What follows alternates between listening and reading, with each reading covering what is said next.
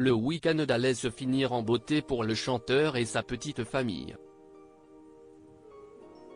En virée, ce dimanche 29 octobre, avec sa femme, ses fils et sa belle-fille à Disneyland Paris, Matt Pokora avait tout pour être heureux. Si pourtant il serait qu'il a pris la parole sur Instagram pour faire part de son différend avec la SNCF. En visite à Disneyland Paris avec sa femme Christina Milian, ses deux fils et Violet, sa belle-fille issue d'une autre relation de la chanteuse, Matt Pokora a fini le week-end en catastrophe.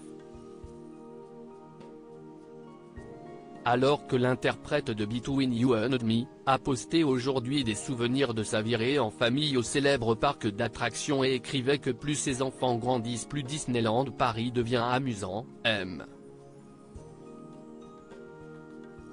Pokora lui avait un tout autre discours. En effet, le message de la maman d'Isaiah détonnait avec celui de son mari qui s'est insurgé contre un désagrément causé par la SNCF. Matt Pokora s'est saisi de son compte Instagram pour confier sa colère à ses millions d'abonnés. Il écrivait dans un long texte explicatif sur fond noir et en majuscule pour souligner son mécontente, la SNCF, au lieu de nous annoncer des retards que vous augmentez toutes les heures, à nous garder en attente à la gare et faire du suspens, annoncez-nous direct vos 140 minutes minimum.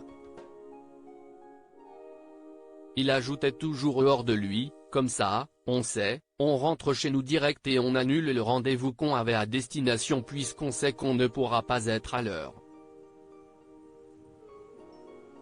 Vous nous faites perdre une journée, faites-nous au moins gagner du temps, concluait-il avec ironie.